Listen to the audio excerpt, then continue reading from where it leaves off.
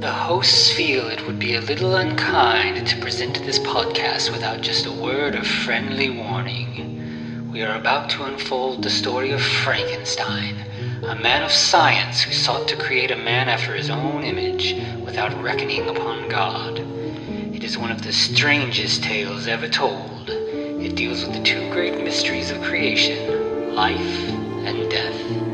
I think it will thrill you. It may shock you. It might even horrify you. So if any of you feel that you do not care to subject your nerves to such a strain, now's your chance to. Well, we've warned you.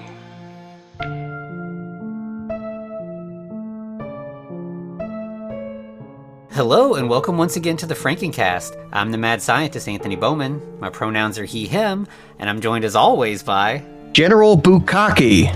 My pronouns are also he, him.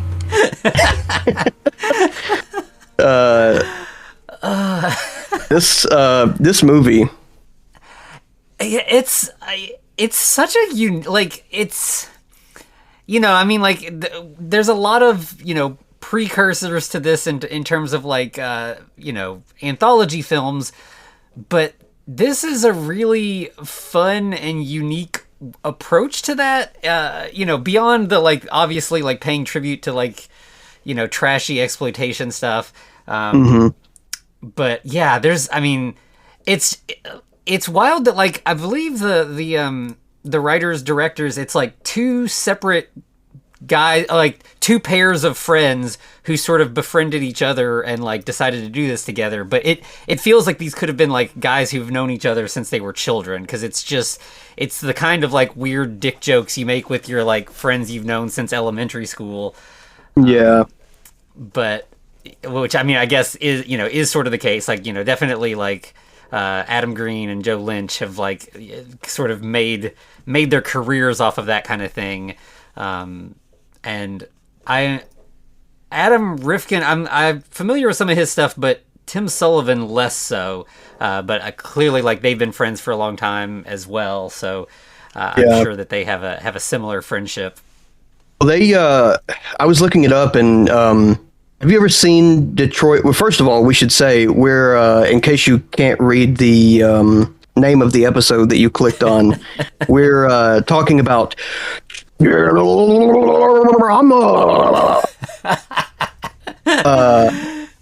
really fun anthology movie from 2011 that's a throwback to your kind of grindhouse drive-in style movies. But Adam Rifkin and Tim Sullivan met while they were making Detroit Rock City, that teen comedy about going to see Kiss. Yeah, and they became friends doing that, and they, obviously are big monster guys, monster movie guys, and they kind of were the ones that had this idea percolating for a long time. And in fact, before it was a movie, I read that they pitched it to MTV as a series to be hosted by Gene Simmons from Kiss, and every episode would be a new segment that you would have gotten, in the anthology movie. Oh man, that would have been really great.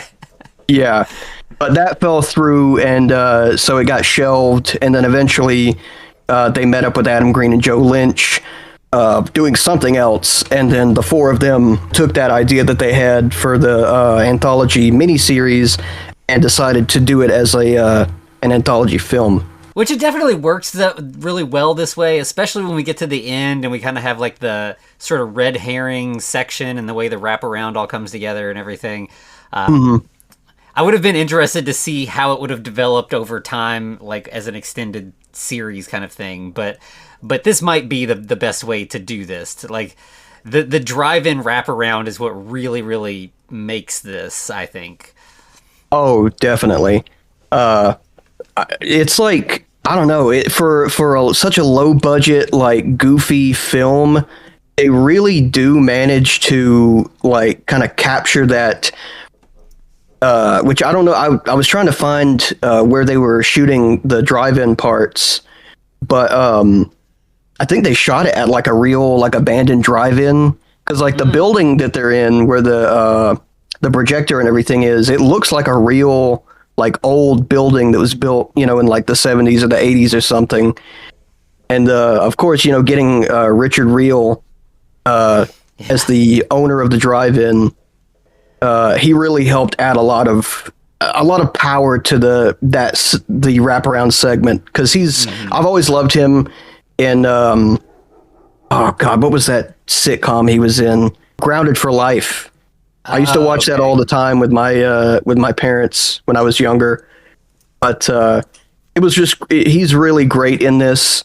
Really like weirdly sad and depressing at parts, but then also just absolutely batshit insane. I think one of my favorite lines in the movie is "Rosebud, motherfucker." Yes. Yeah, that whole sort of like quote extravaganza at the end is so ridiculous, and it just gets weirder and weirder as it goes. Yeah. But yeah, he's really great because, like, I mean, he's kind of made a career. Like, he's been in both like comedies and like serious stuff, and it's like his comedies, it works because he plays them straight. You know, like that's, I mean, Office Space, I feel like, is one of the things that a lot of people would recognize him from.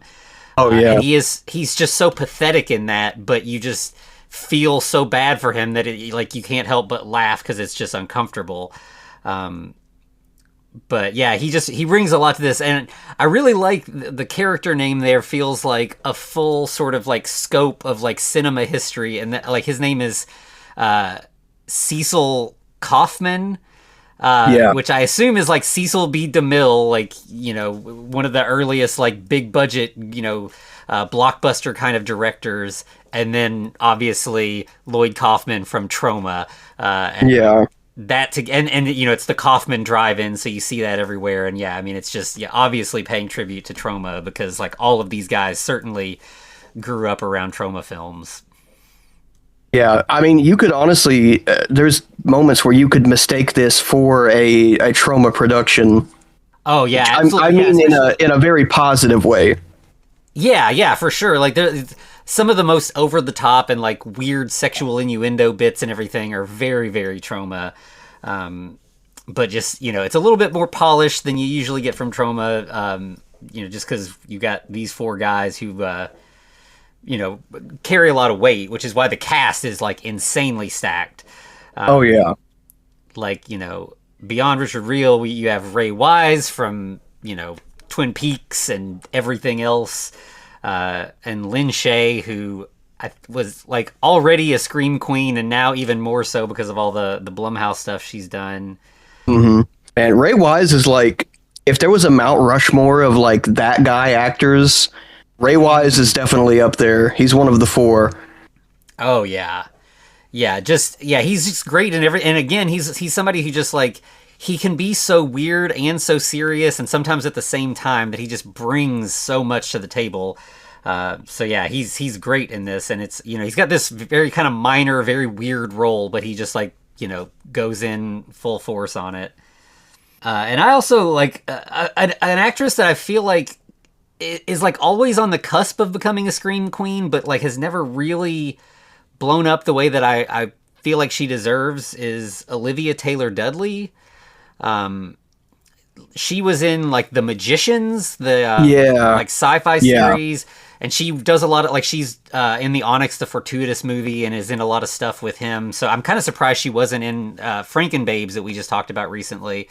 But yeah, she's just got this kind of, I mean, she's beautiful, and she has this kind of weird, unsettling presence that, like, yeah, it seems like, and she has been in a couple other just kind of like straightforward horror movies, but I feel like she's not, you know, as well known as she should be, considering. Yeah, she's definitely got like a really like unique face. Like the way her eyes are really striking. Every time I watch this, I'm like, wow, that nurse is, I feel like I know her from something. And I'm like, oh yeah, I do know her from like a bunch of random shit. Mm-hmm. And she's even in, she's like, yeah, she's a nurse in one section, and I think she's in like maybe 2 or 3 of the segments. There's a couple actors. Lynch is another one that like she's in a couple different parts playing different roles.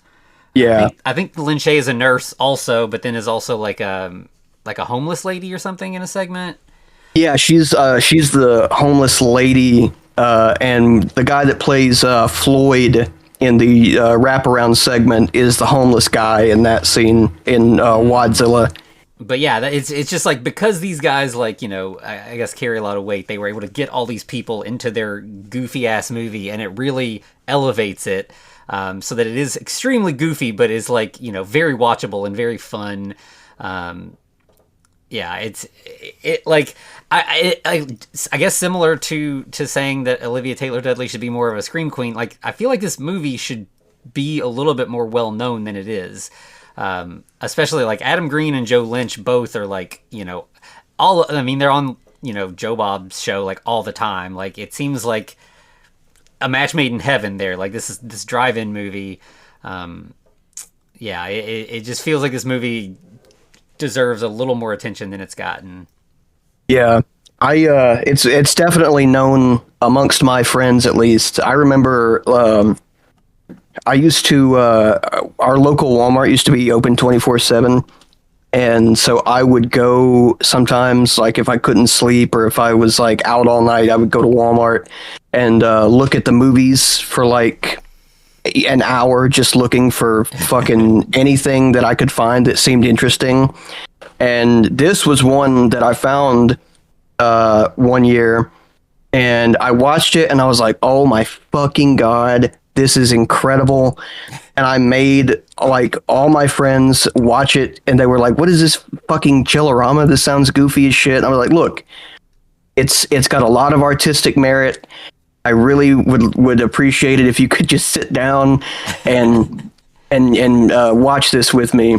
And of course, you know, the very opening scene is like fucking.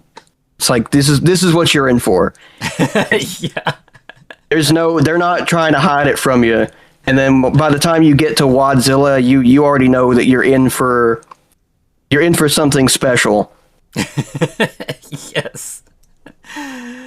Yeah, I mean, I think that's a perfect segue into getting into this. So, yes, the first segment, like, it's surprising in that, like, it ends up, it kind of feels like it's a standalone thing, and then it ends up being part of the sort of like bigger wraparound segment. But we have a guy digging up a grave and opening a coffin, and inside is this very decayed corpse of a woman that we find out is his wife or late wife or ex-wife.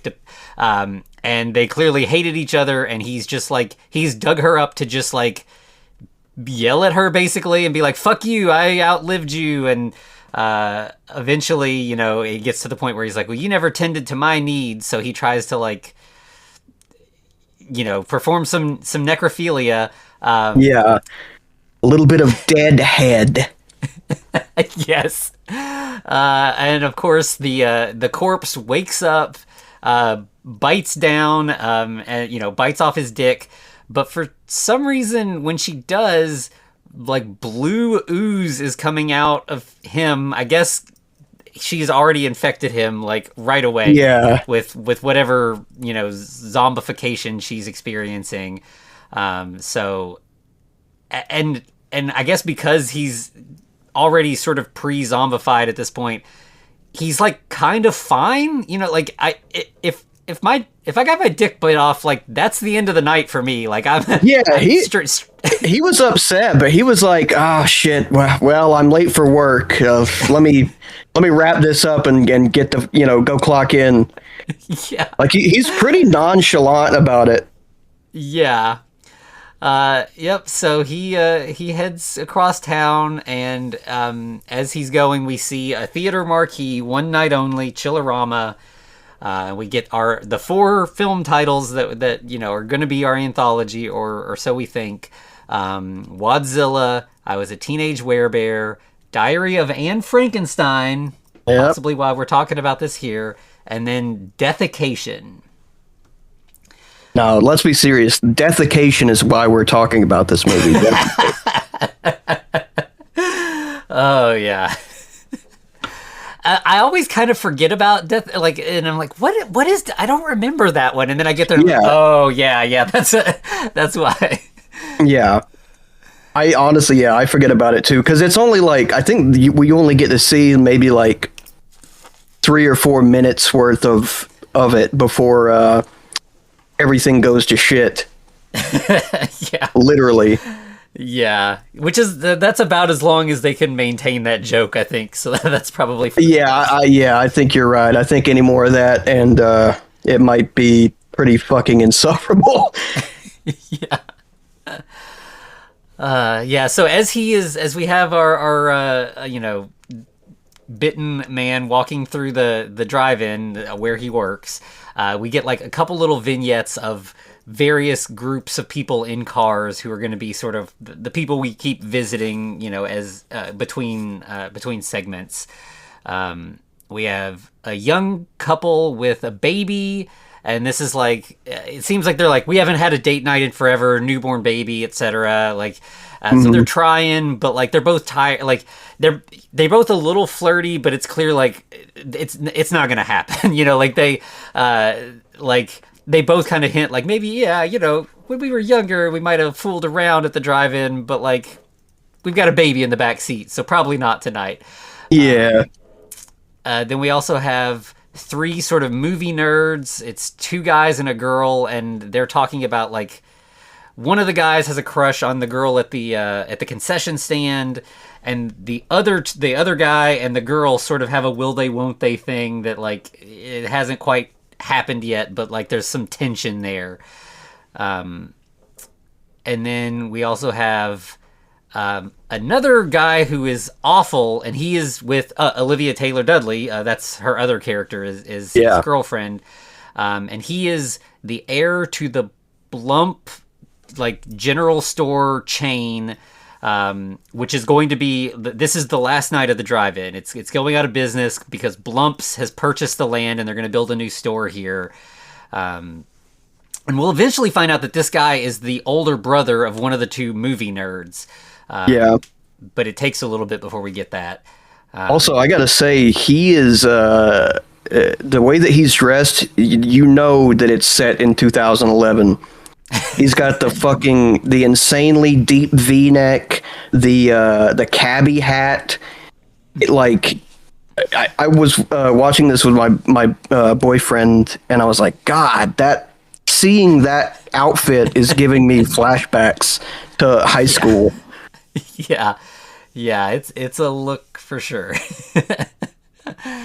And then lastly, I think the last person we meet is, of course, Mr. Kaufman, the owner of the drive-in, who is having a rough night. This is his last night, and he's it's a show must go on kind of thing, like, but while he's by himself there, nobody's around, like, you can tell he's not doing great. He's talking to a poster of Orson Welles.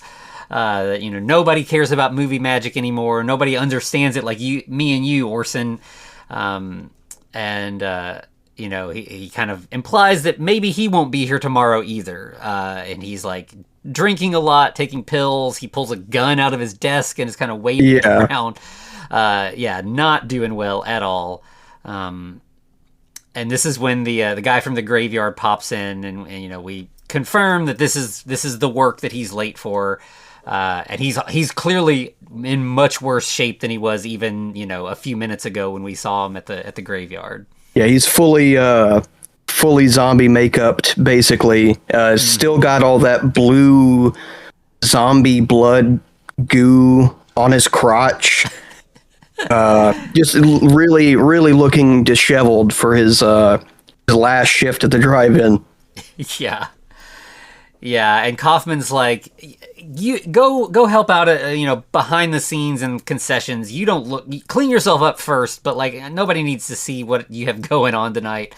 So once he leaves, then Kaufman gets on the mic, and then this is where the show must go on, and he's very in his element, and the people hearing him over the mic have no idea how much he's suffering in his office. But he's very charismatically introducing Chillerama, and the first film of the evening, Wadzilla.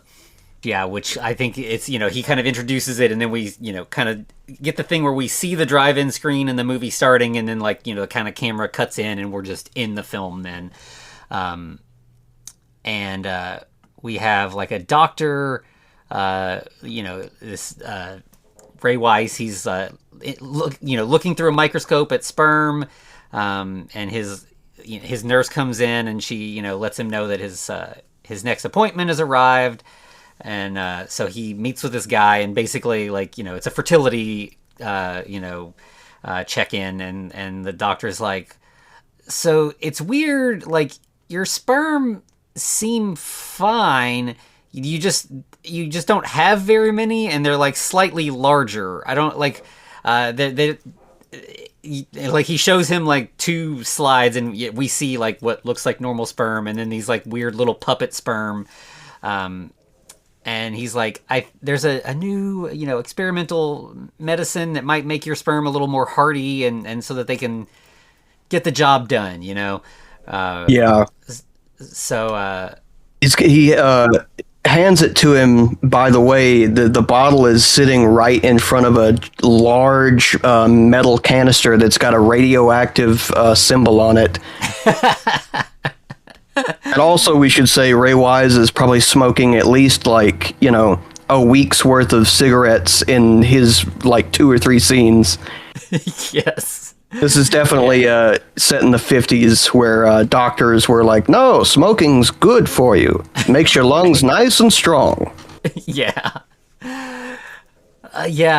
So the weird thing is, so that once he takes the pill, or, receives the pills, we cut to the next morning. He's eating breakfast. He's taking his first pill. And then, getting on a train to go to work, where he's, chatting with either a friend or coworker or something, who wants to, set him up on a blind date, which I thought was really strange. I don't know if anybody is, having a fertility consultation when they're single. Yeah. So which, I mean, obviously we need this all to be in place, because we need a sort of blind date scenario to come up here in a little bit. But yeah, it definitely seemed a little odd. It's a little bit of a plot hole, but this is a vibes based segment, Anthony. So we can let it slide.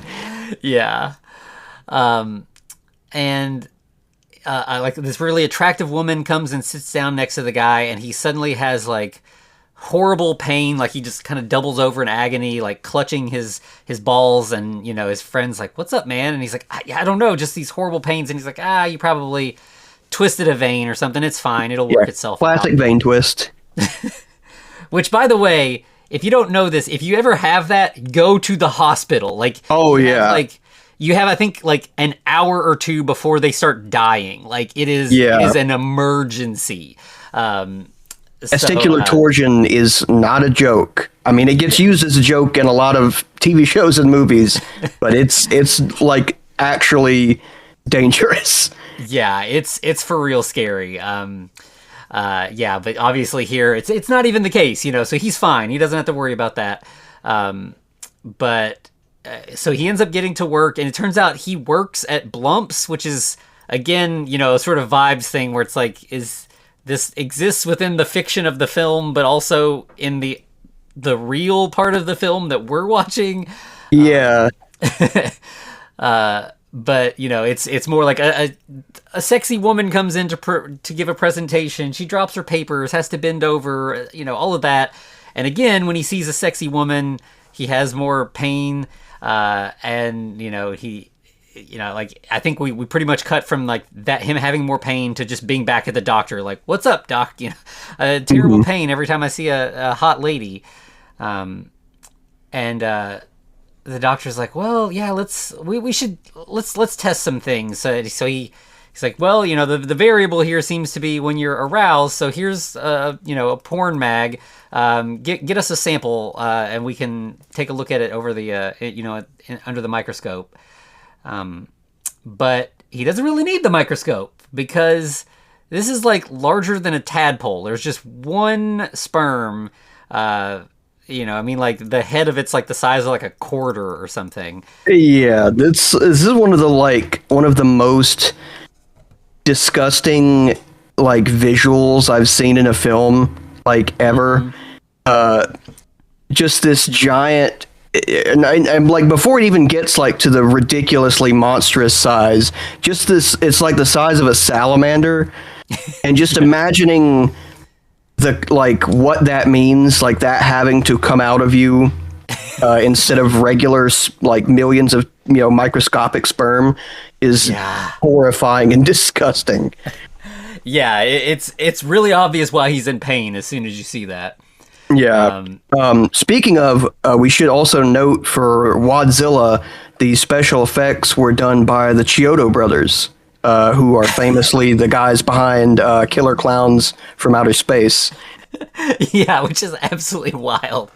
Yeah. I mean, I guess there's a similar sort of wacky comedy to both of those, but still, again, it's just wild the talent that they were able to bring in to make this film. Yes.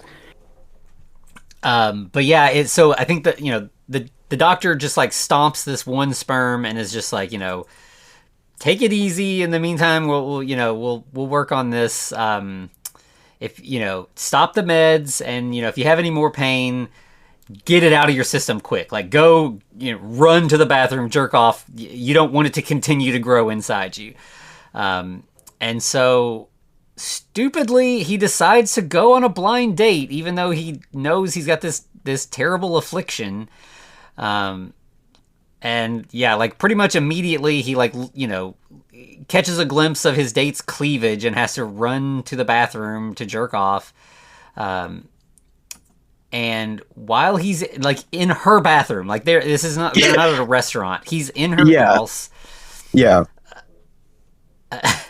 And so she's like hearing a lot of, weird sounds coming from her bathroom, and him being like, "It's fine, I'll be out just a minute." He's not quietly masturbating. He's in there like screaming and like growling. I assume from the pain, but it's very obvious that something is wrong. Yeah. So she calls her friend to be like, "Who is this weirdo you've set me up with?" And so we see that like, her female friend is with the male friend that he was riding on the train with, and this is how this whole date came together. And the guy is yelling into the phone like, "Oh, don't worry about it. He twisted a vein in his balls. I'm sure it'll be fine. Just give him a few minutes. He'll be out. Don't worry about it." Which is like, an incredibly embarrassing thing to have, told to your date. Even though it's, not true. But like, I think, so he does finally get the sperm out. It's even bigger than the one in the doctor's office. And it just starts like, darting around the room. He's chasing it. It's like slapstick. He's just destroyed her entire bathroom in like a matter of minutes. And he does finally catch it and like throws it in the toilet and like shoves the lid down and keeps trying to flush, but like water's running out, and he like opens, like she's pounding on the door at this point, like what the fuck is going on? And he peeks his head out and he's like, it's fine, I promise, I'll be out in just a minute. Just don't worry, I'll be okay. But the sperm bursts out, darts down the hall, and now we've got the two people running in fear from this, like, I don't know, rat-sized sperm or something, that eventually, like, she falls down and it tries to, like, swim up her skirt, basically. Yeah, which is incredibly disturbing. Yes. But the guy, which I don't think we've even said his name's Miles. He manages to like grab the tail of the sperm and like throw it and get her up, and they run away. And Miles is like, "Okay, I know this is crazy, but like I can explain." And so he tells her everything, and she's like, "Oh, okay, yeah, that makes sense." Like, she's very understanding once he comes clean. Yeah, like dream date. Like, she's just totally on, like, okay, yeah, like, what do we do to deal with this? And I think then we see outside, there's like a girl on she's on a payphone, because, this is, a period piece. She's not on a cell phone. And she's just like in the park on a payphone. She's out like walking her dog, but has stopped to talk on a payphone. And is just like relentlessly bad mouthing her boyfriend for having a small dick and being bad at sex. But he makes pretty good money, so I'm trying to decide if it's really worth it or what.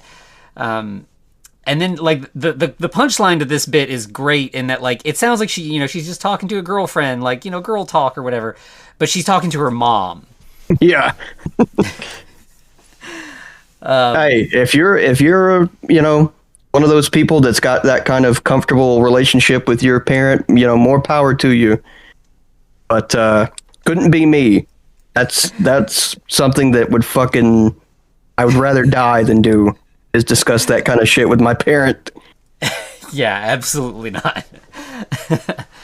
I had to, like, my both of my parents now know that I am, like, in a non-monogamous, they know I'm in one non-monogamous relationship, and that was more than enough to tell my parents about. Yeah. It was just too hard to not, because of factors that, like, they had to know, but it was not a comfortable conversation to have.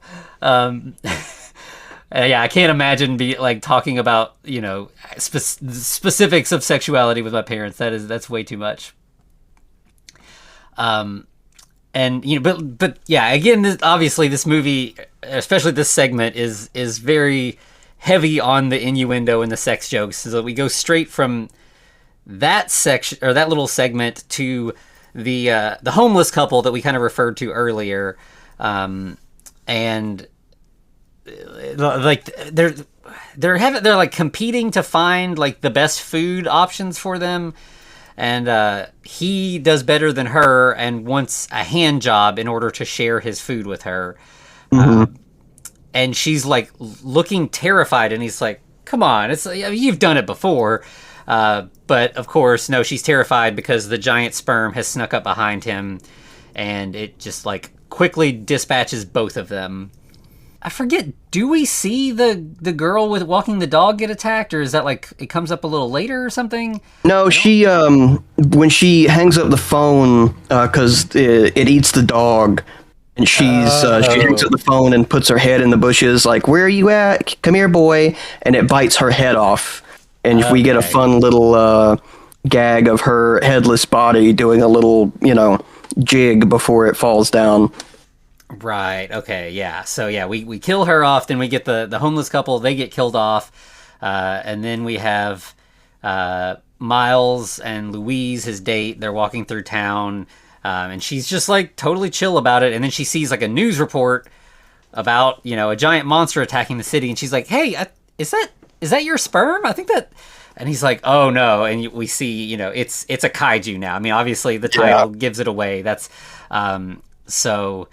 Then we just get like a very classic, the sort of like American parody of a kaiju movie bit. You've seen this dozens of times over, I'm sure. You got people, running in the foreground, or they've got like the split, thing where like you've got the people in the foreground, and then they've like shot, a separate thing with the kaiju or whatever. Mm-hmm. We've got a bunch of that. We've got little tanks firing at the monster. We've got buildings getting, crushed and collapsing and everything.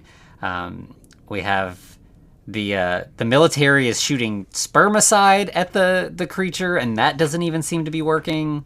Yes, it's a classic Godzilla moment where literally nothing is working at all. Like, nothing that humans can do is even making a dent. Mm-hmm. But then they have a breakthrough, because what does the sperm want? It wants what all sperm want, to fertilize an egg. So how do we find an egg big enough for this monster sperm? The Statue of Liberty. Yes. Which is such a ridiculous... yes, sperm do want to fertilize an egg, but they're not actually attracted to women. They're attracted to they're not horny. Cells. They're not horny guys that want to see the Statue of Liberty's big green tits. Right. But according to this movie, I guess that's just how sperm work in this universe. I don't know. Right. Yep. So we see the sperms, swimming through the harbor towards the Statue of Liberty. And, we get like a sort of cartoonish, like, when you're hungry and you look at your friend and he suddenly turns into a roasted chicken or whatever, one of those kind of deals. But, it's the Statue of Liberty suddenly turning into a very sexy Statue of Liberty, played by porn star Kelly Devine. So as you said, yeah, she strips and we get to see naked Statue of Liberty twerking, and it's, I can imagine, seeing this for the first time, like your friends would be like, okay, yeah, I know what I'm watching now. Like, yes. So their idea, which again makes the Statue of Liberty, in addition to sperm not actually being horny, the Statue of Liberty is also not a real woman. She's just a big statue. But they still put a condom over the entire statue to protect it from the sperm. I never really understood how that was supposed to stop the sperm. It's ridiculous. And it especially doesn't work because the statue's torch cuts through the condom and it just, breaks. And so, the sperm kind of coils around the statue and just starts like humping it or whatever. And then we have the military calling in their last chance. So we have General Bukkake on the walkie-talkie calling for Operation Money Shot, which is just firing a bunch of rockets at the sperm. And somehow, if you explode one giant sperm, it just turns into, like, gallons and gallons of cum. So, like, suddenly the entire city is just, like, splashed. I mean, this is probably one of the most trauma-esque bits of the film, is just we just cut around to various people around the city just getting, like, Nickelodeon slimed with jizz. Yeah, they were like, let's just cover everybody. Every single actor we have on set today is getting fucking drenched in this shit. Including Miles and Louise. Yes.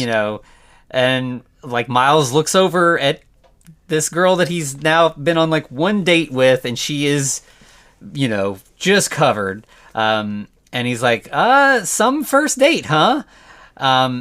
And she just spits out, like, it's like absurd. Like, I don't know how because it's from the front. Like, it seems like the kind of thing where it would be like, oh, they've got a tube coming through, but it doesn't seem like it. But no, it's actually coming out of her mouth. Like she stuffed all of that in there, and it's so. Oh my god, it was so much. Yeah. And she's like, well, at least it's good for the skin.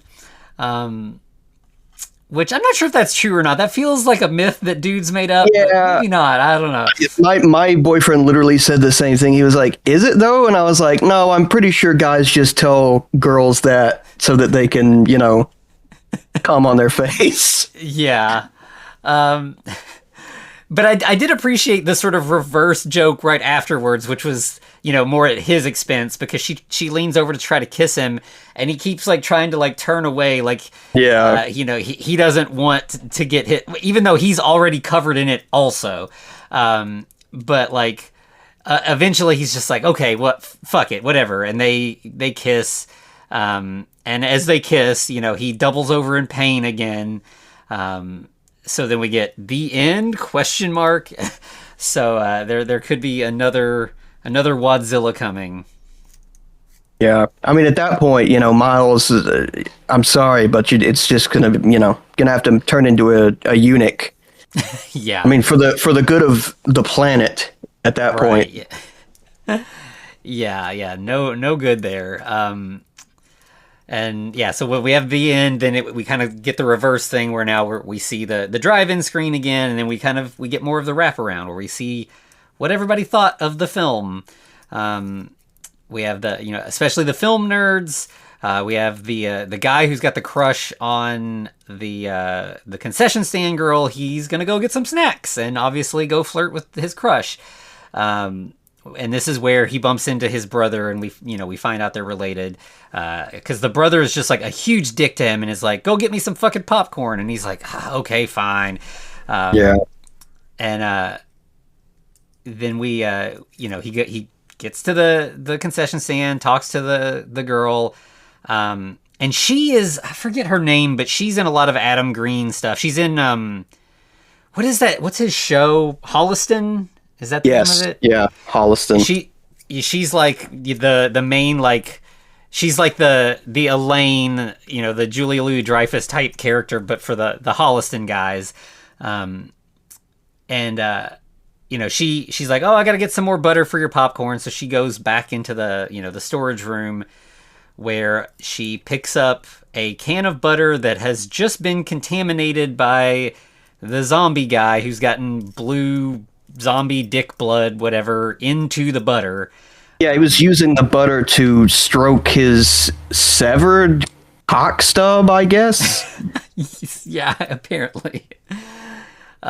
So, and we kind of, it's sort of, maybe not realistic, but like kind of helps what's going on. Like, we have her, put butter on the popcorn, and we see that it's clearly just blue popcorn, and no one notices. So I think it's like, it's not actually blue for them, but it's just blue for us as the audience. So we're reminded of what's going on here. We've got contaminated popcorn here. Mm-hmm. She gives him her phone number, and he heads back. And this is where we cut to the next film, I Was a Teenage Werebear, which, I guess, saying the Frankenstein one was mainly while we're here. We've done a couple of the I Was a Teenage movies, so it feels appropriate to do this one also. Oh yeah. So here, so I guess, so the first, the Wadzilla is the Adam Rifkin segment. This is the Tim Sullivan segment. Yeah. We have, and this is also like a 50s kind of thing. We've got like teens, they're in a van, like, making out. Or no, this is maybe more 60s actually, right? Like the model of van, I think, is a little. Yeah, it's definitely got like some Grease vibes going on. It's kind of like matching that early to mid 60s kind of vibe. Yeah. But yeah, we kind of get this great sort of reverse of expectations. They're making out, and like, she wants to go further and he wants to take it slow. And like, she like gets undressed, and then like somebody like opens the back door of the van, and it's like a younger kid who is the boy's brother, and he's really excited to have gotten to see a half naked girl. And then their dad also pops up, and he's very excited to see that his son is finally showing some interest in women. Maybe she can finally turn him into a man. But he's obviously upset about this. He obviously feels intruded on, and clearly is not ready to have a sexual encounter with this girl. Well, like, in fact, in the van, the van is like plastered on the inside with like pictures from porn magazines, and it's like 50-50 guy girl stuff. Like, yeah, there's a lot of like, just like beefcake dude pictures, and then also topless women and stuff. So it seems like he's trying to figure out what he's into. Yeah. I wanted to point out that for any listeners who are regular consumers of gay pornography, the actor playing Ricky here is Sean Paul Lockhart, aka Brent Corrigan, who is he's, I don't think he does porn anymore, but he was a very, very popular gay porn star for like a while, like pretty much leading up until 2010.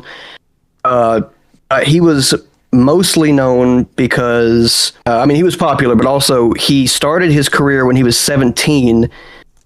So his early films had to be pulled from production because obviously they were illegal. Ooh, yikes, yeah. But then also he was involved with the owner of Cobra Video, which was a gay porn production company. When he was first starting out in pornography, he was dating the guy that owned the company, and he met these other two gay. I think they were escorts, or they may have also been porn stars. Long story short, they wanted to get in on Brent Corrigan's success and like use him in their own porn films. So they killed the guy that owned Cobra Video, and it was like a huge court case. It was like crazy. They made a movie of it in 2016 called King Cobra, starring fucking Garrett Clayton as Brent Corrigan, who is a Disney Channel star, Christian Slater as the producer guy that gets murdered, and James Franco as one of the two gay guys that kills him. Holy shit. Yeah. Yeah, that sounds wild. I was not aware of that story at all. I'm definitely gonna have to check out that movie. Yeah. It's a really, really interesting, like it sounds like something that would be like a drama movie, but it literally happened to this guy. Yeah. And then he's just in this like silly film, which is great. Well, I think he like left porn around the time of Chillerama because he wanted to focus on being in actual like gay movies. Like he's been in a bunch of like gay comedy movies and stuff like that since then. Okay. Yeah, that's pretty cool. So because this is, as you said, it's very like Grease. It's a musical, so we get our first musical number where like the couple are going on a walk to cool down or whatever, and he keeps getting kind of distracted, looking over at passing guys in their little swim trunks. And so she sings a song that's like "Don't Look Away," and like she has her verse, and then when it like switches over to his verse, he keeps saying, "I'll look away. I think I'm gonna look away." So yeah, clearly he's definitely more interested in the guys than this girlfriend.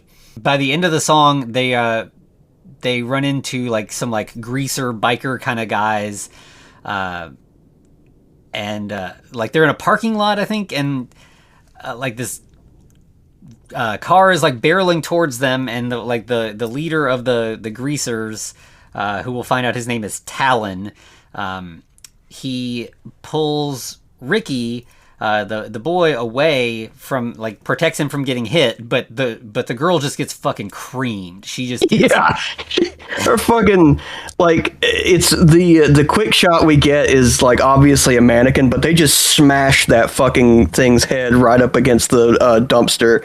It's crazy. Yeah. Which does, I mean, it's pretty great. Like the comic relief here is great. So for like the rest of this segment, like you can see like her brains kind of hanging out of one side of her head and just like blood dripping out of her mouth all the time, and she's like, like very concussed and out of it. Like what the stuff she's saying makes no sense. It's kind of gibberish. Like she is severe brain damage going on here. And we have like Talon and Ricky talking, and there's like the guy that hit her gets out, and he's like the jock or whatever, and so like there's a lot of tension there for like toxic masculinity kind of tension. And there's a lot of like, what team are you playing for? Or are you playing for the wrong team? And all, like, again, a lot of like innuendo about Ricky and Talon and their sexual proclivities. Yeah. And then everybody just kind of leaves, and Ricky's just stuck there with his like seriously injured girlfriend. But then she gets help from a passing Romani woman, which like, if ever like a character should just be like outright described as just the G slur instead of Romani, it's this woman. Like she is not really Romani in any way. She is a parody of a parody of, you know, what you think of as Romani in like, you know, genre film. And again, this is Lynch. So yeah, her name's literally Nurse Maleva. Yeah. So I mean, it's they're not even trying to hide it. They're like, you know what it is. Yeah. And you know, but she keeps swearing like, oh, you know, your girlfriend's gonna be fine, we'll take care of her. But like Talon keeps kind of like walking around, like eyeballing them, and she does not like that Talon is around. She kind of like, you know, does like the evil eye at him, like get him away from here and everything. But Ricky is glad that Talon's around. He kind of has like, you know, fantasies of them like holding hands and running on the beach together. And then we get to like PE class, which there's, you know, it's one of those silly, like they're supposed to be in high school, but they're all like in their late 20s or whatever. And they're somehow having gym class on the beach. Well, yeah, there's a line earlier where I think it's when the jocks are leaving. Somebody says, "Come on, we're going to be late for school on the beach day," or something like that. Some fucking insane line. Yeah, which again, it feels like it's very like a vibes based thing. Like we want to do this scene on the beach, so like let's figure out how to make that happen. Yeah. But you know, so the PE class is that, you know, all the guys have to wrestle, which, you know, just gives us lots of opportunity for very like homoerotic touch between a bunch of the guys, including like the aggressively straight guys and also the less straight guys. Like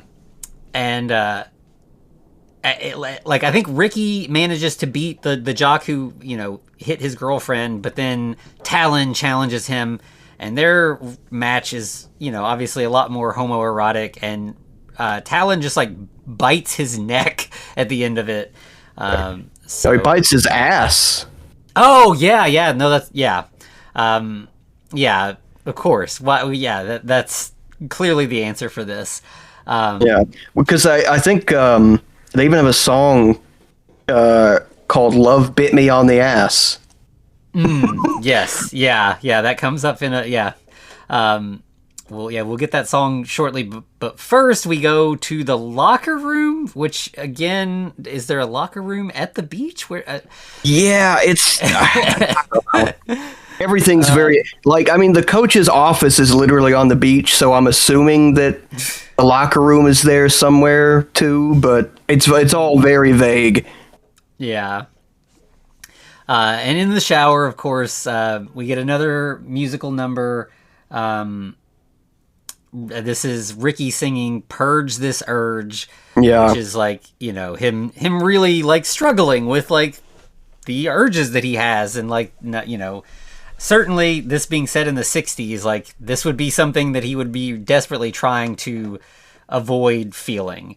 I can't remember. I think I've talked about this on the show before, but like my dad is gay and didn't come out until like his late 50s or early 60s, and so he was born in 1964, so he would certainly have like been around and like dealing with this kind of these feelings at this time period. Oh yeah. And yeah, so we have you know, Ricky kind of like struggling or whatever, and then the coach is like, it seems like you're having a hard time, you want to talk about it? And so Ricky actually like is pretty like explicit, like you know, tells him how he's feeling and like you know, asking for help. What do I do about this? And the coach is like, oh, that's normal, I have those feelings too, that's why I'm a gym coach, so I can watch you guys take showers. Like he's just the worst kind of like stereotype of like a bad grooming type, yeah, man. Like when he first starts talking about it, you're like, oh wow, you know, this is, you know, somebody that he might be able to find some solidarity with. But no, he's a pedophile. Mm-hmm. Yep. Very, very unfortunate.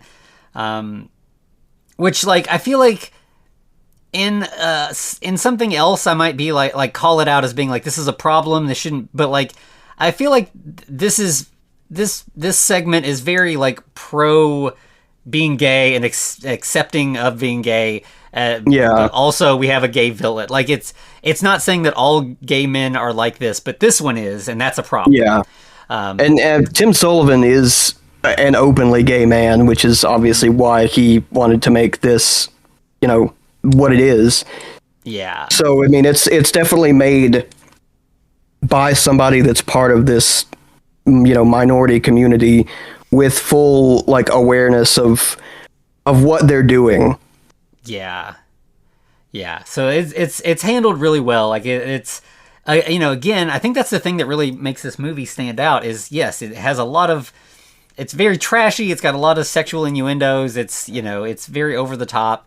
But it, like, underneath all of that, it's like, forward thinking. It's not, there's a lot of exploitation films that you just have to be like, yes, this was made in the 60s. There's all of these terrible things and we just have to put up with it. But, like, no, this is a very progressive film that, like, is using these genre tropes cleverly. And we'll get that especially in the next segment. But here very much, we have gay people telling this story about both good and bad, gay people. So yeah, I do really appreciate that. But I think, once the coach sort of, like, starts coming on to Ricky, Ricky sort of like turns, like he's been bitten now, but he's not, like, fully, werebear yet. But he kind of, like, bears out a little bit and crushes the coach's head with his thighs and kills him. Yeah. Which, couldn't have happened to a nicer guy. Yes, exactly. Talon and his boys show up and they help with the cleanup, and they're just, like, very, like, they're sort of like doulas for this, like, journey that Ricky's on. Like, they're not pushing him, but they're just kind of like, we think we know what you're dealing with and we want to be here and help you, and if that means we help you, clean up a murder scene or just, talk to you about your urges or whatever, we're here for all of that. But I think, but then we get an even worse sort of sexual assault sort of scene, where the jock guy, who has been extremely, straight coded, like he's aggressively straight, but to teach Talon a lesson, he's going to rape him. Yeah. Very, like, prison showers. I mean, this is, obviously a trope that we see a lot of as well, that's got its own set of problems. But here, the main thing about it is that it's a parody of Carrie. Which is such a wild thing to just squeeze into this this, like, 60s kind of greaser film. Hey, I mean, he had a vision and he he did what he wanted to with it. Yeah, so, like, I mean, the shower scene in Carrie, of course, it's, very, very famous, the where she has her period and the girls all yell "plug it up" at her. Here they're yelling "plug him up." But Talon's into it. He doesn't care. He, like, has glowing monster eyes all of a sudden, and just, turns, like, midway through the scene, turns into a werebear, which, if you hadn't figured out where this pun is going, he is both kinds of bear. He is both the, animalistic bear. He's a werewolf, but of the bear kind. But he's also, that specific kind of gay man, the hairy leather daddy kind of gay man. Yeah, little muscular, little chubby, little, really just really big guys generally, which is a very, very funny juxtaposition where all these twinks are just becoming magically these completely different actors. Right. Yeah. Does he? So he does. Like, his two sort of, like, Talon's two, like, goons also turn into werebears. and they just kill everybody in the whole locker room, and except for Ricky, of course, and they tell him, now you know who you are and what you are. But Ricky's not quite ready to accept that, so he runs off and finds Nurse Maleva, where he asks her if she knows anything about the werebear. And she, of course, as Maleva, she knows all the backstory, all the lore. She has a version of the "Even a Man Who's Pure at Heart," that whole poem, but I did not write it down. But you may become a werebear in the the full moon or whatever. But again, Ricky is really resistant. He's not a werebear. He swears he's not. So he runs away and again runs into Talon. He's just kind of like, running from his feelings. This is, as you said, like, this is probably Tim Sullivan kind of talking about himself in a way, and about that struggle that, I think all queer people have in some way or another. Like, it's just part of the process. Yeah. And, Ricky tries to be like, you did this to me. And he's like, did I, or did I... He says, did the bite put the beast in you, or did it let it out? And that's when they sing the "Love Bit Me on the Ass" song. Yes. Somehow that's the, I guess this is a musical thing. You have character development happens in songs. So this is where Ricky suddenly accepts it. He turns into a werebear. They dance together. Everything seems okay. Except then Talon's like, meet us at the school dance tonight. We're going to really get revenge on all the haters, all the people who have been small-minded and cruel to us all these years. We're going to kill them all. And Ricky's like, no, that's not the answer. That's not how we become accepted. But Talon doesn't believe that, so he takes off with his guys. We cut from that to the dance where Talon and his boys arrive. And, in classic sort of like movie school dance way, it's not a DJ, there's a band, which I have never been to a dance where a live band is playing. Yeah, I don't think that's something that happens very much anymore. I think that was definitely like a more of a 50s and 60s kind of thing. Yeah. But they like the band plays like a song, and then Talon and his boys take the stage and they start performing. They sing "Do the Werebear," and somehow the crowd is into it. They're all dancing along. Everybody's having a good time. But Ricky knows things are about to get bad, so he is also crept into the dance, and he needs to turn into a bear to fight them off. So he looks at some gay porn real quick, and looks at Ron Jeremy, which I think Ron Jeremy also had a small cameo in Wadzilla, if I'm not mistaken. That seems likely. Yeah. Yeah. Yeah, and I know he's very problematic at this point as well, but at this time period, he was kind of he was the straight version of what you were saying, where like he did porn, but he's trying to get out of it and sort of like be a regular actor, but sort of porny at the same time, like kind of cross that barrier. Yeah, it definitely popped up in a lot of like sex comedies and low budget horror flicks like this before everybody, realized that he was a piece of shit. Yeah.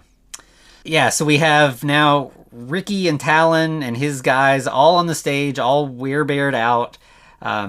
And Ricky gets the mic away and gives this whole big elaborate speech about acceptance and tolerance and, we should all come together and all this. But then Talon tries to stop him, and they start fighting while Talon's goons start like kind of trying to attack the crowd, but mostly just like chasing them away. They're mostly getting away. Then Maleva shows up with a baseball bat, which I assume is supposed to be like, it's just like a chrome baseball bat, but it's silver in this. Yeah, it's silver. I think it was supposed to be a silver dildo because it's a very small bat, and I think the intention is that it's meant to be a silver dildo, like a silver bullet. Okay. But it's definitely just a small baseball bat that they found. Yeah, so she manages to like sort of like spank the two goons on the butt, which turns them back into humans. And then she throws the bat across the crowd, and Ricky catches it. And, you know, as you might expect, considering what you were just saying, that, you know, it was originally going to be a dildo, he uses it to penetrate Talon. Who starts begging for forgiveness, but eventually is like, maybe you were right. Maybe acceptance is the way. And then he, you know, like sort of accepts his fate and dies. You know, kind of a, you know, I feel like the message here is that, like, yeah, that violence is not the answer to, you know, like queer liberation. Although, you know, I mean, Stonewall was a riot, so like it sometimes is the answer.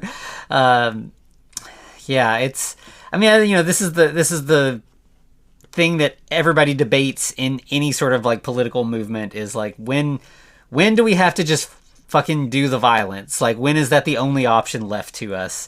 And, you know, I think Tim Sullivan here is saying that, like, we're not there. Like, let's try the peace thing a little while longer. And, you know, I mean, I guess in this case, at least for gay people, if not trans people at this point, but gay people have gained a lot of rights and everything through just legislation and, you know, doing the politics thing and stuff. But yeah, I mean, you can gain a lot of ground when your opposition are still rational people that you can, you know, have a conversation with, and not actual fucking Nazis.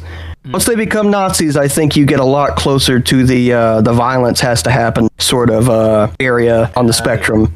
Yep, definitely, yeah. Like, yeah, it is. We are at, like, you know, punch a Nazi o'clock at this point. And speaking of Nazis, I guess that's a good segue to the last. Well, we do have a little bit more of the wraparound segment. This one's pretty quick though. Like, we just have now the other film nerd goes to get snacks. We also have the young parents just kind of continuing to flirt and talk about their baby. And this film nerd, I guess he is also sort of like, you know, close with Mr. Kaufman. Like, he, you know, he's probably been going here, you know, his whole life. And so he goes in to check on him and finds Kaufman in there, you know, kind of, you know, losing it, waving a gun around, upset and everything. And then he's like, oh wait, I need to announce the next film. And so he just calms down, you know, gets on the mic, introduces Diary of Anne Frankenstein, and we go right into a black and white segment that is obviously set during World War II, and, you know, evoking the Universal Frankenstein films.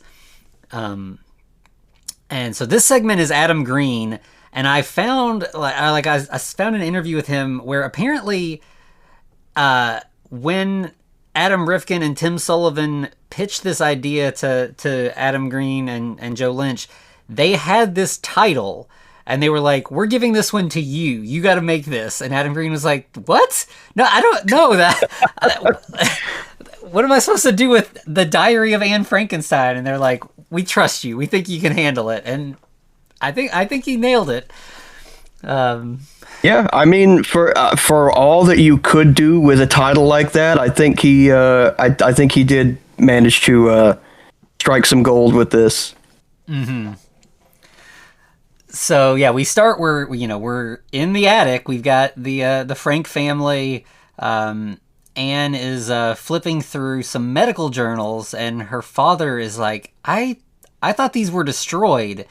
Don't look through these. This is terrible stuff. And he, you know, admits to her that his grandfather did some terrible experiments.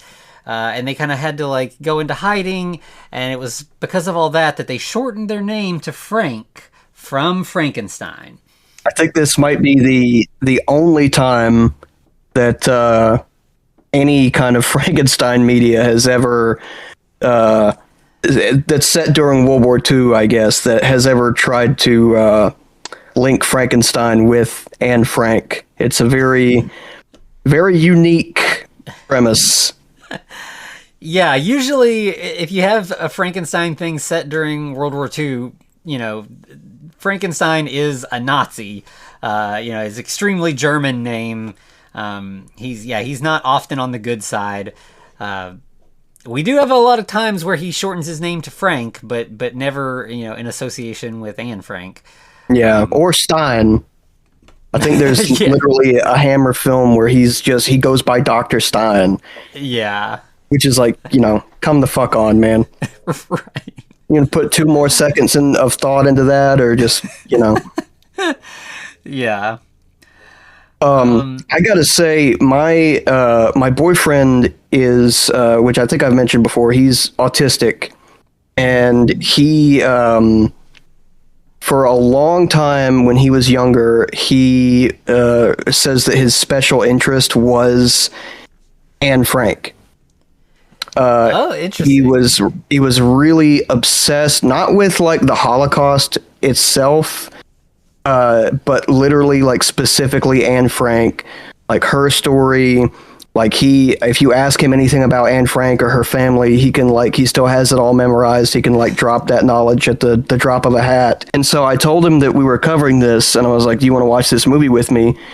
And he was like, "Well, what part of it is like Frankenstein?" And I was like, "Well, there's a segment in there called The Diary of Anne Frankenstein." And he was like, "What the fuck is that?" And I was like, "It's I mean, it's probably exactly what you're thinking it is." and he was like, "All right, I'll watch some of this until it gets to that part, and then, you know, I'll see how I feel." And literally after you know, the very opening, and, you know, the book gets taken, he was like, "Okay, this is fucking stupid," and he checked out at that point.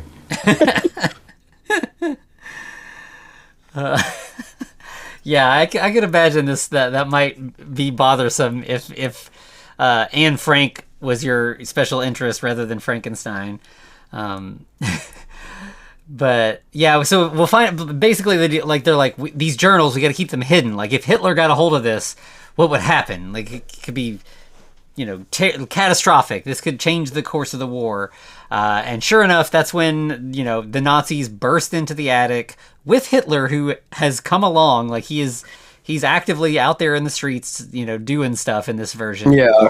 So the thing about this segment that I think is what really makes it work is Adam Green has made Adolf Hitler ridiculous. Like, every single thing about him is silly and laughable. And I think that's what, like, mocking him relentlessly for this entire segment is the only way to do it that wouldn't be, like, you know, controversial. Like, Yeah. so, like, you know, the soldiers break through the wall, and, like, Hitler has trouble climbing in. Like, he falls, you know, he's just embarrassing constantly. And he also, all of the Germans in the film speak actual German and are subtitled, except Hitler, who speaks nonsense gibberish, and has, you know, subtitles in English. Yeah. But, like, I think there's one line of actual German that he speaks while he's singing his song, but literally everything else is just fucking insanity. I think at one point he literally says Boba Fett, Salacious Crumb, which are Star Wars characters. Yeah, he says Oshkosh Bagosh at some point. Yeah, yeah. Yeah, apparently, so, like, because a lot of the other cast were German speaking, yeah, there's a few little bits where he got, I think the thing you're talking about is he says something like, there are worms in my penis, or something like that. Yeah, it's still something insane, but it is actual German for that one line. And I think, like, his sort of, like, big, like, you know, moment where he's trying to be sympathetic or whatever, like, what he actually says is, like, "I am a terrible actor." Yes. But yeah, so, like, clearly they're really having fun making Hitler ridiculous, and yeah, so that's pretty great. And So yeah, once Hitler comes in, he's like, he just wants the book, and the family like act like they don't know what he's talking about, and he's like, come on, if you give it to me, I'll let you all live. I'll pinky swear. And so they finally give up the book, and then he immediately just shoots them all, of course, because he's Hitler. And then to kind of like really just make it absurd, he tells one of his soldiers, he's like, while we're here, write a little diary, pretend like you're this girl and write a whole diary. We can sell it after the war. We'll make millions. As if the actual Diary of Anne Frank is like a secret Nazi money-making scheme. Yeah. I think he literally says, write a bunch of depressing shit in this journal as if you were the girl. Which I'd imagine that might have been, like, I don't know if your boyfriend even made it to that, but that probably would be pretty upsetting for him, I'm sure. He put his earbuds in and he was watching something on YouTube, thankfully, because I think he may have actually gotten angry at that. Yeah, I'd imagine so. So then we're like, later we're, in Hitler's sort of mad science lab, where he realizes that electricity will bring his monster to life. And then we get the other sort of like layer to this, making Hitler ridiculous, in that like Ava Braun comes in, and her whole deal is that like she's just very slutty and she's cheating on him constantly, and he doesn't know it, but like everybody else does. They turn Ava into like a SS she-wolf that's like sex crazed. Mm-hmm. And she cheats on him with like the soldiers at one point. She's winking at the grave robber. Literally any other character with a penis that shows up, she at least winks at. Mm-hmm. Yes. Which is great. Perfect. So as you said, a gravedigger arrives. He's got some parts. And Hitler's not, he's like, they're not scary enough. I need scarier body parts. And we get like probably the stupidest joke, but I still love it. Where like once they send him away, Ava reminds Hitler that like, we're like, you're busy. Like, this is the Second World War. You can't really be like fooling around. He's like, there's been 2 already? Like, I must have missed the first one. And he's like, really busy. He's like, I've been doing this puzzle for a while, and it's really tough. Like, and it's like a child jigsaw puzzle that has like, he's been so busy with that, he missed the First World War, which, is comical because obviously he was like a POW during the First World War. That's he wrote Mein Kampf. So that's why he was so angry that he started the Second World War.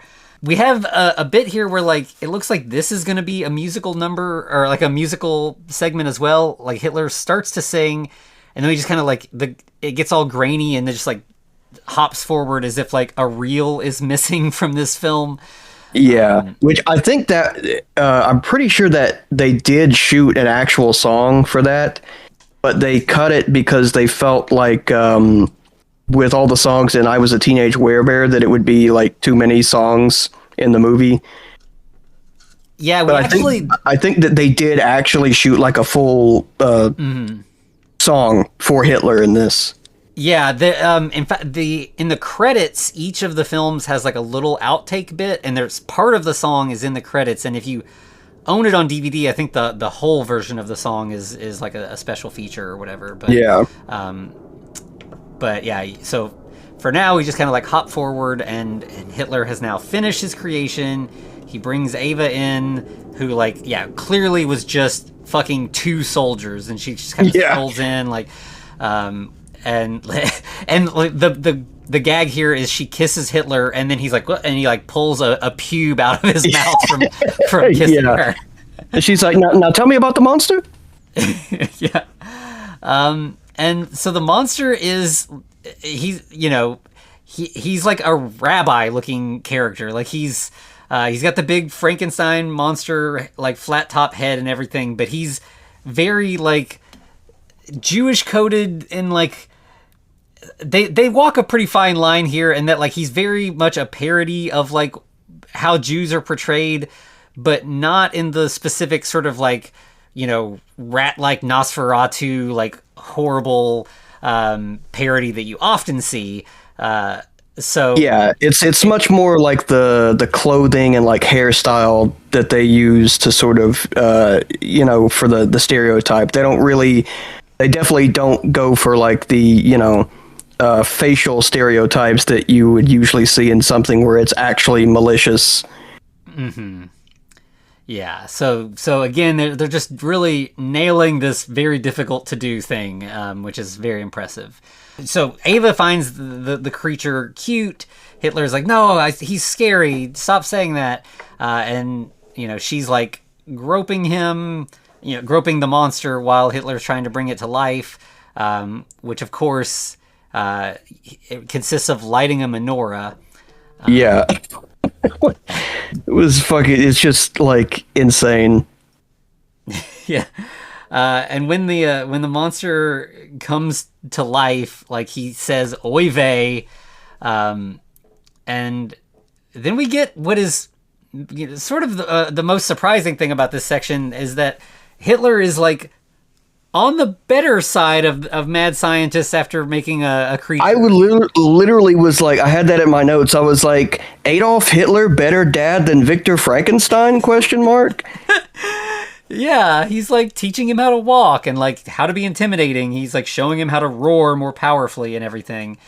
But you know, it doesn't take too long for the monster to surpass him. He's so good that he manages to finish Hitler's puzzle that he's been working on for years. Yes. And he also came up with a plan to deal with the whole Poland situation and saved him some money on taxes. So he's great. But most importantly, he's a killing machine. He will kill for Hitler. Yeah. I don't think we mentioned the monster in this is played by Kane Hodder. Yes. So, you know, last week Eric and I did Project Metal Beast, which he's in that as well, and I didn't even think about it. So we have this sort of double feature of very strange Kane Hodder appearances. But yeah, he's great in this. The monster's name is Meshuggah, you know, which is you know, Yiddish for crazy. If you don't know, that's one of the more common Yiddish words that gets bounced around. So right away, Hitler's like, I'll show you how you know, obedient and powerful he is. Kill this guy, just pointing at one of his soldiers. And the you know, Meshuggah doesn't want to do it. But even like the other soldiers are like, come on, do it. Like, show us what you got and everything. And then Meshuggah starts looking around the room and seeing a variety of like, you know, iconically Jewish items around the room, including matzah and gefilte fish, and an ad for a Jewish law firm. But it's like Goldstein and Goldstein, or I don't remember what it was, but yeah. And so, like, suddenly he has this sort of, like, epiphany moment where he's like, wait, I'm Jewish, and these guys are the bad guys. And so he just starts wrecking the whole lab. Like, he smashes everything, including he smashes up the puzzle. He undoes the pieces, which, again, just a great little gag. Yeah. And, yeah, he... probably... one of the, like, best little gags in this is that, like, yeah, he's, you know, killing soldiers, blood spraying everywhere. He picks up one soldier and throws him. And it's one of those things where it's like, he's like holding a dummy and then it cuts to like a guy falling. And that guy is a black man. And in a Nazi uniform. And you see the man be like, what the fuck? And then it just like cuts to, you know, the German guy sitting there. Like, you know, just the classic thing of like bad stunt casting in old exploitation movies, but like, I mean, black Nazi, just great, just perfect. And he even like, Meshuggah gets a dreidel that he kills a soldier with. Like, it's just, I mean, like, this is, you know, basically Inglourious Bastards before Inglourious Bastards. It's just, you know. Well, he kills a guy with a the menorah, which is honestly, if there would have been a little bit more budget for special effects, I think would have been a really great like slasher kill, because he puts the menorah through the soldier's mouth and uses it to wedge the top of his head up off of his fucking spine. Yeah. Yeah, so it's very cathartic. We love to see a Jewish Frankenstein monster killing Nazis. This is why we love Gollum stories as well. Which, I mean, this is more or less a Gollum story, except that just like Hitler has made the Gollum instead of the Jews. Yeah. But we have like Hitler and Ava are like screaming in terror as this fight's going on. And the fight goes on for so long that they like have to stop and catch their breath and then start screaming again, which I also thought was a great little gag. Well, they have to stop because when he grabs the dreidel, he throws it down one of the soldiers' throats, and the soldier takes a very long time to choke to death. Yeah. They're literally staring at him, waiting. Even Meshuggah is waiting. He's just like, Yeah. But once he, finishes that guy off, it's just Hitler and Ava left. But to continue to show how bad Hitler is, he shoves Ava, in the monster's way so that he can escape. And Meshuggah just like crushes her skull effortlessly, throws her on the ground, and just keeps going after Hitler. And then we get another really great sort of like exploitation, like bad exploitation gag, where we can clearly see that we're on a set. To the point that like they break through a wall and they are in the like Anne Frank attic set for a little while. It's just like that it happened to be located next to the Hitler's castle set. And the monster ends up killing Hitler by ripping his arm off and beating him with it. And this is, I think he says, "Why is everyone so mean to me?" And that's the line that is, I'm a terrible actor or whatever. Yeah. And eventually he, Meshuggah knocks Hitler's head off with his own arm and then dances to Hava Nagila. Which again is wild when you realize this is Kane Hodder. Like you were seeing Kane Hodder do a silly dance, something like he does not seem like a guy who would be down for that. But he has he was also in Holliston, right? Like he's kind of got a relationship with Adam Green. Because he plays Victor Crowley in all the Hatchet movies. So I think him and Adam Green have a very good working relationship to where he's probably willing to do some sillier things for Adam Green than he is for maybe other directors. Yeah. So it's just a great ending to that. And then we are back in our wraparound story, where we have like the zombie clerk is selling contaminated popcorn to everybody. And we have the older brother who is eating popcorn while receiving a blowjob, which offends the girlfriend for good reason. And he's like, "Come on, babe, this is a big fantasy of mine. I've always wanted to do this."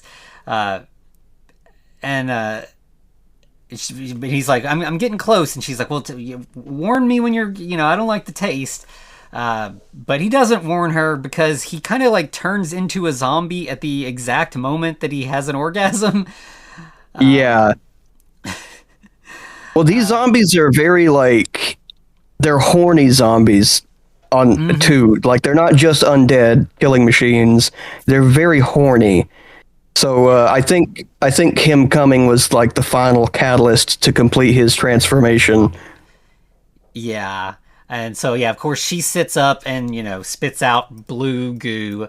And then he, I think he grabs her head and says, "More head." And then we just have, a bit where, the movie nerds are just talking about movies again. And we see, a lot of people walking by the car who are just straight up zombies at this point. It has spread dramatically over the course of the couple films. And we go from that to what appears to be our final segment, where Mr. Kaufman teases Deathication, the next big the final scene of the night, or final film of the night. And I'm guessing this is supposed to be kind of hinting at like Sallow or 100 Days of Sodom, maybe. I think maybe that's a little bit of what it is, or I don't know. It feels like it's definitely like trying to riff on something specific. But I couldn't really figure out exactly what it was going for. Yeah, because like all the previous films were pretty much like outright exploitation films, drive-in fanfare kind of stuff. But this one it's acting like it's going to be like an art house film, which I know in the early days of drive-in, sometimes those crossed over because art house films had nudity in them, and but because it's art house, we get a little intro from the director who's going to talk about his great work of art, and this is actually Joe Lynch, playing this character, Fernando Fagabeefy. Yeah. And he's like this. So he's here to warn the audience, which also kind of feels like a William Castle sort of thing. So maybe they're kind of doing that. Oh yeah. But like he's warning the audience that this new film features technology that it's basically like the brown note thing. Like this film has been engineered to make you shit your pants when you watch it. So watch at your own risk. And he like shows a little diagram of how it works, but it's like, he's like, "Help, here's doctor, show us how it works." And it's just like a topless woman in like a bad like nurse lingerie outfit, but he's calling her doctor. And that she shows a little diagram, and then we go right into Deathication, which as we hinted is like basically 2 or 3 minutes of just like shit jokes. Like we have like go-go dancing girls covered in shit. We have people throwing shit at each other. We have people. We've got an old guy squatting weights and shitting like melted Snickers bars out of his ass. Yeah, and it's all like it's like like chocolate ice cream, and it's just like every kind of like cartoonish weird thing you can think of to stand in for shit. It's all of that. So so that goes on for a couple minutes, and then eventually we go back to the drive-in, where we realize that our fourth segment has been the wraparound this whole time. I believe that in the credits and stuff, that's called like zombie movie. So we have the Deathication is like skipping, as if like the film has messed up, and so everyone's like, "Oh, what's going on?" So we have a couple of the film nerds running to the office to check on Mr. Kaufman, who is fighting his original zombie employee, and the way that he's behaving, everything, they all kind of come to the realization like, oh no, so many people are infected, and they are, as you said, like sex zombies. They don't want brains, they want to fuck. So they managed to stop this zombie by shooting him in the dick, rather than like kill the brain, kill the ghoul kind of thing.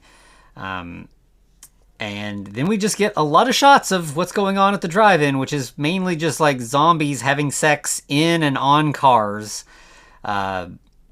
Which, yeah, I mean, like they're clearly Joe Lynch is having a lot of fun here with just like, covering people in, cause Joe Lynch did Mayhem, right? Yeah. So yeah, he just loves like just having a bunch of like extras fucking all over the background of a scene, I guess. I mean, I bet it makes for a fun shoot. Yeah. Because isn't there like, there's a rumor that in Mayhem that like some of it's like, real, I forget where I heard that. I've heard that, but I don't know if that's actually, that might just be a rumor. I don't know. Yeah, who knows? But here, yeah, it's just people in zombie makeup, and they're having sex all over the place, including we see those young parents who, now that they're zombies, they no longer are worried about the baby. They're just having weird, gross zombie sex. And then we have our, the younger brother film nerd is by himself in the car because the couple, they went to go check on Kaufman, and he's like, I could just drive away and I'd be fine. Everything will be okay. But he's like, no, but my friends are here. And, Dez is the girl that he's got the crush on at the snack bar. So he's like, I gotta help them. So he gets out and he fights a bunch of zombies, including his brother and his brother's girlfriend. He eventually he finds Dez, who is about to be, contaminated herself because a zombie has cornered her and is going to like jerk off on her, basically. So they manage to get away. They get into like a storeroom or like a back room somewhere, and it's at this point that, unlike most zombie movies where if you're with somebody who's infected, they're never gonna fucking tell you until they turn into a zombie and attack you. Yeah. Dez, is like, I don't feel so good. And, like, they both realize, like, oh, okay, she's about to turn. And he's like, you know what? Fuck it. Like, I've had a crush on you forever. If you're going to turn into a sex zombie, let's do it. Let's turn me into one, too, and we'll just go out fucking. That sounds great. So we have them having sex, and we cut away to Mr. Kaufman and the other two film nerds, and they're like, "We're in the final reel now. We gotta get out of here." And this is where everything just goes completely insane. We find out that Mr. Kaufman has like a lot of guns, like an insane arsenal of guns hidden behind his Orson Welles poster. Yeah, which he only gives them, like, he gives the two young kids, like, a pistol each, but he's got literally, like, a fucking Rambo room that he could have gave them a little bit more. Mm-hmm. Yeah, why don't they get machine guns? And it turns out that they definitely could have used them, because we have, like, they leave, and they bump into their friend, who is now a zombie, but because he's turned into a sex zombie, the female friend is able to seduce him and get the keys away from him without getting infected, and so now they've got the keys to the car. They run outside. They're shooting zombies, quoting movies, and at first it's like they're quoting appropriate movies. They're like, "Say hello to my little friend," and that kind of thing. Yeah. But as it goes, they're just quoting any movie line they can think of. Ultimately, so they get down to where, like, they each have one bullet left, and they're like, okay, I guess we're just gonna have to kill ourselves. Like, there's no way we can get out. But that's when Mr. Kaufman appears with his machine gun. He, manages to save them. They get in the car and head out, but they leave Kaufman, who's like, I can handle it from here. Or no, they go to the car, but they don't get in. This is when he says the quote that you mentioned earlier. He pulls the pin on a grenade and is swarmed by zombies as he shouts, "Rosebud, motherfucker!" Yes, incredible. Yes, just so good. So he's dead, but he's killed a lot of zombies. So we have the final couple. They're in the car, but it won't start. And they're like, well, what are we going to do? And like, well, I mean, we can either try to get out and get killed by zombies. We can wait in the car until they break in and kill us. Or we can lose our virginities and go out, not as sex zombies, but as, actual still humans who care about each other and want to have sex. and we'll give these zombies one hell of a show. That's what they decide to do. Which I really like the gag where like they're getting ready to start making out, and she's like, "Oh wait, do you have a condom?" And he's like, "Really?" And she's like, "I'm just we're gonna die. It doesn't matter." So we have them starting to have sex as the camera starts panning out, and we see zombies swarming around the car, shaking it and everything. But then the camera keeps panning out, and as we had earlier, where like we see that this is taking place on a drive-through screen, this time it's taking place in a movie theater. So this whole film we've been watching, this whole anthology, it's playing on a screen. The audience starts applauding. Everybody's, having a great time. But we see 4 particular guys that the camera seems especially interested in what they might have to say about that. And that is our 4 directors, who, they're just like dudes. Like, they're not supposed to be the directors. So they're like arguing about if the film was any good.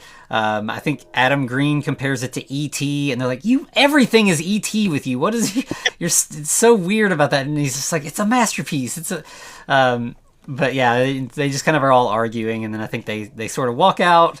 And that takes us to credits. We have 4 directors, but when I was looking it up earlier, first of all, do you know who Bear McCreary is, the composer?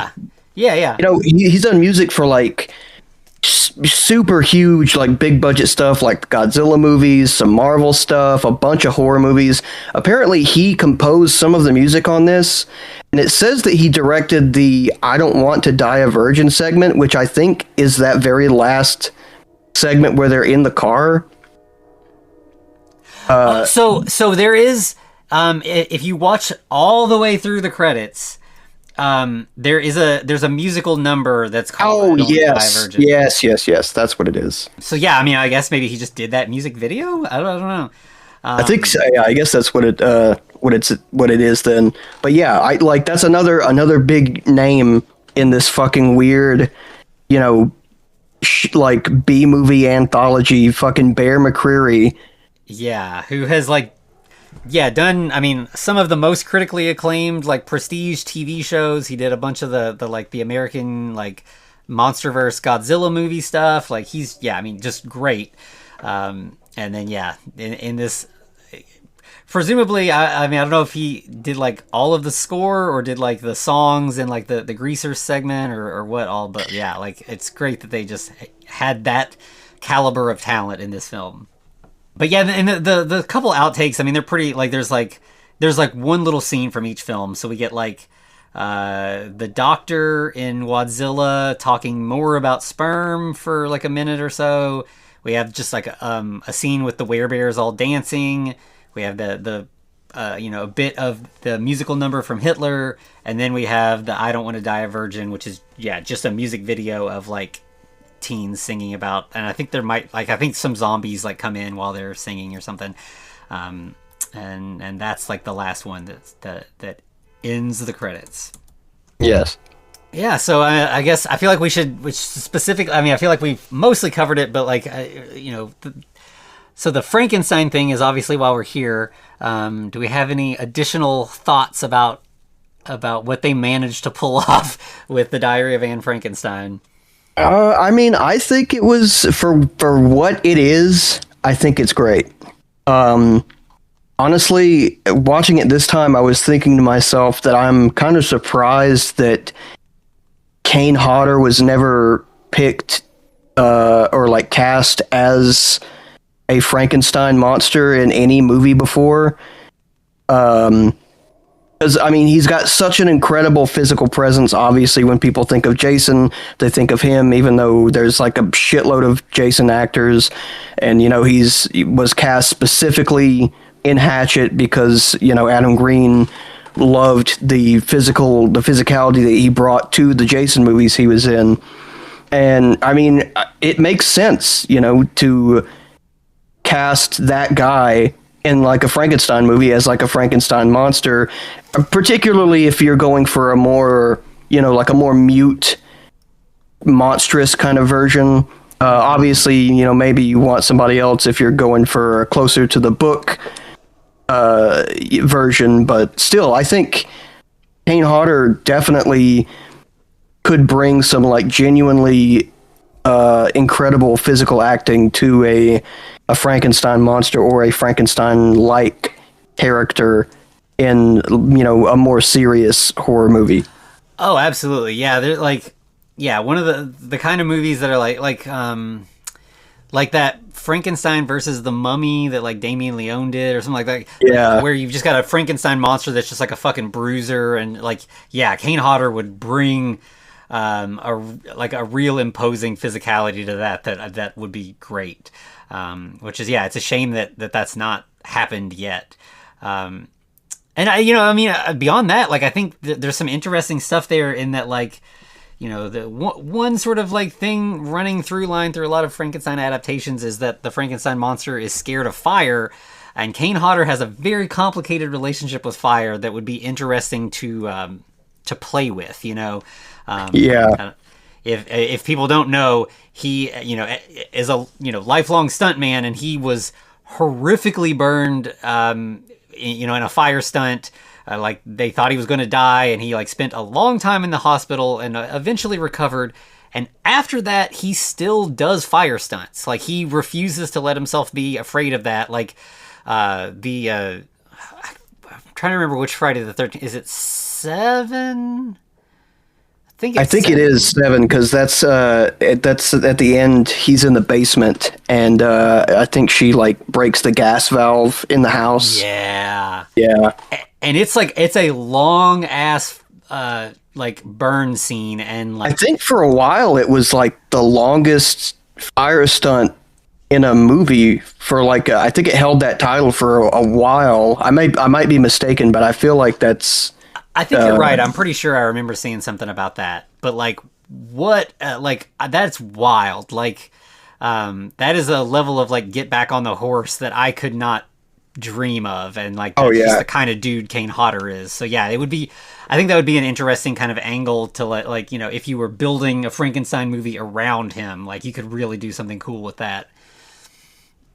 Yeah, Kane Hodder is fucking awesome. Yeah, really, really cool guy. But beyond that, I really don't have much else to say. I mean, granted it was only 20 minutes or so of a segment, but I think we covered basically everything. Yeah. I mean, I think it's just, it's a really like threading a needle of parodying Hitler and like doing something that is very funny, but doesn't feel like it's ever poking fun at, like, you know, Holocaust survivors or Jews in general or whatever. Like, I think they managed it. It's well done.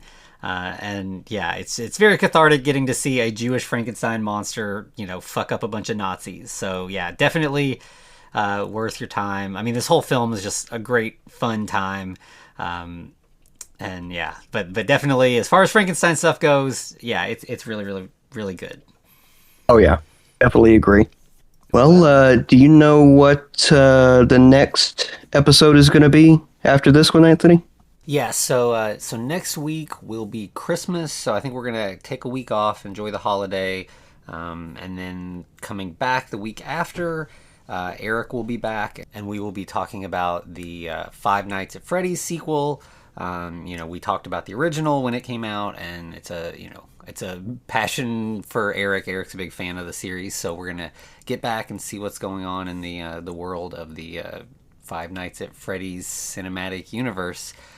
And as always, you can find us on all the socials at The Frankencast. You can email us at thefrankencast@gmail.com.